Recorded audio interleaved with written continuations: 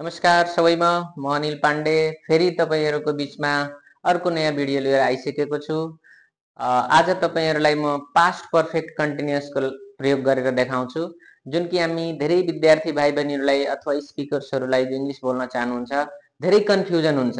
के कन्फ्युजन हुन्छ भने पास्ट कन्टिन्युअस टेन्स को प्रयोग कसरी गर्ने, कहिले गर्ने, अथवा चाहिँ पर्फेक्ट कन्टिन्युअस को प्रयोग कहिले गर्ने। खासै हामी स्पिकिङ में पास्ट पर्फेक्ट कन्टिन्युअस टेन्स को प्रयोग गर्दैनौं, किन हामी धेरैलाई जानकारी नै हुँदैन कतिखेर युज गर्ने। त्यसकारणले आज म तपाईहरुलाई यसको बारेमा सिकाउँछु, पास्ट पर्फेक्ट कन्टिन्युअस टेन्स को बारेमा। र पूरा भिडियो हेर्नु होला। आधी भिडियो हेरेर तपाईहरुलाई केही समझमा आउँदैन, त्यसकारणले पूरा हेर्नु भयो भने मजाले बुझ्नुहुन्छ। र च्यानललाई लाइक सब्स्क्राइब गर्न पनि नभुल्नु होला। ल म सुरु गरे है त।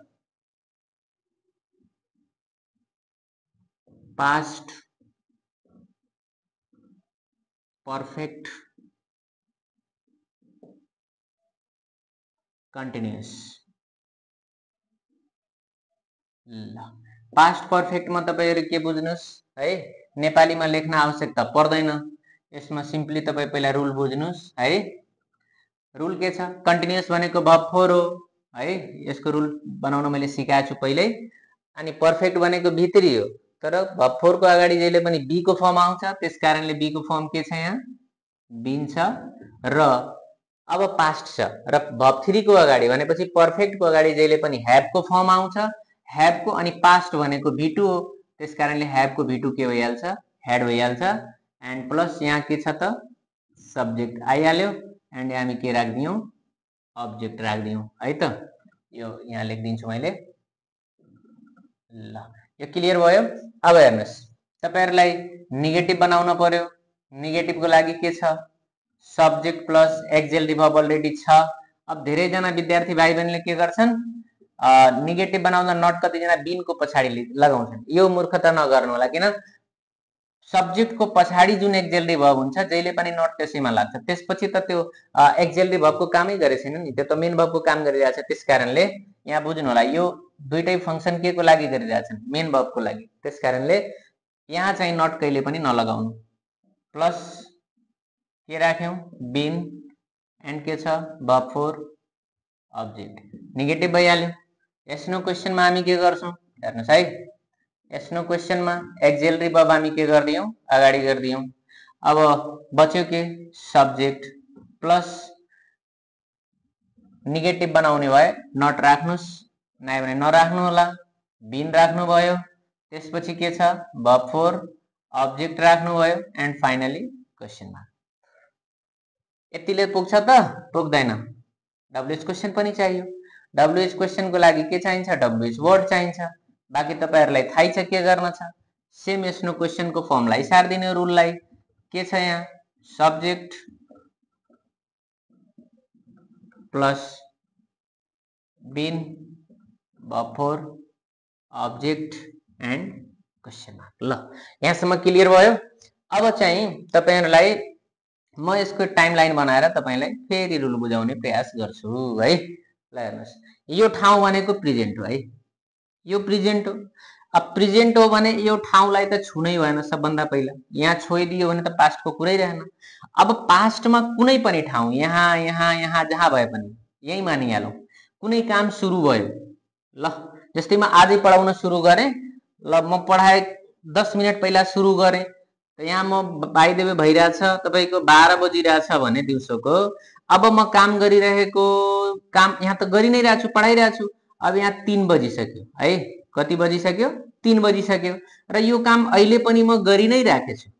अहिले कहाँसम्म जान्छ मलाई थाहा छैन, तर यहाँ आएर मलाई भन्न पर्यो कि यो टाइम देखि यहाँसम्म म काम गरिरहेको छु, पढाइरहेको छु भने त यति काम त तपाई पूरा गर्नुभयो। अनि कहाँ गरिराख्नु छ, पास्टमा।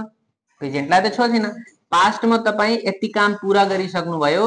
र यो बेला पनि काम त्यो कन्टिन्यू छ है, त्यहाँ पनि कन्टिन्यू थियो त पास्टमा भनेपछि यो हो पर्फेक्ट। अनि यो ठाउँमा कन्टिन्यू थियो भन्न पर्यो भने त्यसलाई भयो के त, यो भयो पास्ट, यो भयो पर्फेक्ट, अनि यहाँ कन्टिन्युअस है। यसरी चाहिँ बुझ्नु होला। भनेपछि 12 यहाँ यसको र यसको बीचमा कतिको ग्याप छ टाइमको, 3 आवर्स राइट। अब तपाईलाई यो लाइन भन्न पर्यो भने के भन्नुहुन्छ, म भन्छु पछि बताउँदाखेरि तपाईलाई जब तपाईँ मलाई फोन गर्नुभयो, बाइदियो फोन गर्नुभयो, मलाई फोन गर्नुभयो अनि सोध्नुभयो के गर्दै हुनुहुन्छ, म भन्ने पढाइरहेको छु। तर यही कुरा म भोलि तपाईलाई एक्सप्लेन गर्न पर्यो। तपाईँ जब मलाई फोन गर्नुभएको थियो त म के गरिरहेको थिएँ त? 3 घण्टादेखि पढाइरहेको थिएँ। के गरिरहेको थिएँ? 3 घण्टादेखि पढाइरहेको थिएँ, किन मैले ड्युरेसन बताएँ। तर यदि यो भन्न पर्यो कि तपाईँ फोन गर्दा म मात्रै पढाइरहेको मात्रै थिएँ भने त्यो करेन्ट सिचुएसनलाई मात्रै भने यो ड्युरेसनलाई जनाएन भने त्यो पास्ट कन्टिन्युअस हो। त्यो बुझ्न पर्यो। जस्तै अहिले म के गरिरहेको छु? पढाउँदैछु। अहिले म पढाउँदैछु, तर यो भन्यो भने 3 घण्टादेखि पढाइरहेको छु त 3 घण्टा पुरा भइसक्यो। तर अहिले पनि पढाइरहेको छु त अहिले त कन्टिन्यू छ। 3 घण्टा जुन पुरा गरे त्यो टाइम बताउँदाखेरि त के भयो? त्यो पर्फेक्ट भइसकेछ नि त त्यो प्रेजेन्ट पर्फेक्ट कन्टिन्युअस हुन्छ। र अहिले के हुन्छ? म पढाउँदैछु, यति मात्रै बन्न छ त भने प्रेजेन्ट कन्टिन्युअस हो। सेम त्यही कुरा पास्टमा, उहिले म के गर्दै थिएँ त्यो चाहिँ पास्ट कन्टिन्युअस हो। तर कति समयदेखि त्यति बेलासम्म के गरिरहेको थिएँ त्यो पास्ट पर्फेक्ट कन्टिन्युअस टेन्स हो। यो क्लियर हुन पर्यो है त। ल अब तपाईहरुलाई म यसको चाहिँ नोट्स बताइदिरहेको छु। यसमा के कसरी युज हुन्छ भने हेर्नुस् है। यसमा प्राय जसो के को प्रयोग हुन्छ?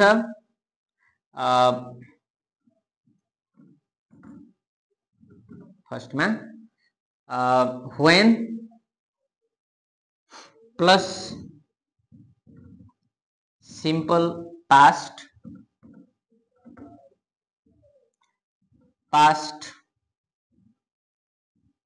perfect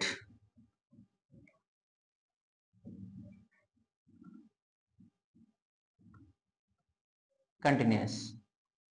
ल अब यहाँ तपाईलाई के बुझ्न पर्यो, यसमा पनि फेरि के आउँछ? फर। के आउँछ? फर प्लस फर एन्ड के हुन्छ? Period of time. Period of time. अब हेर्नुस् त यसको एक्जाम्पल एउटा गरौँ। when you called me yesterday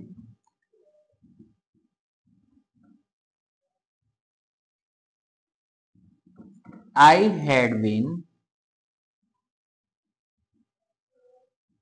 watching movie for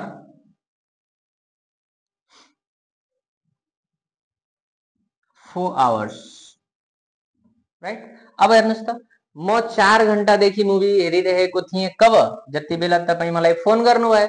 यसको मतलब जब तपाई मलाई फोन गर्नुभयो त म मुभी हेरेको 4 घण्टा पूरा गरिसकेको थिएँ र त्यतिखेर पनि हेरि नै रहेको थिएँ भन्ने कुरा जनाउँछ।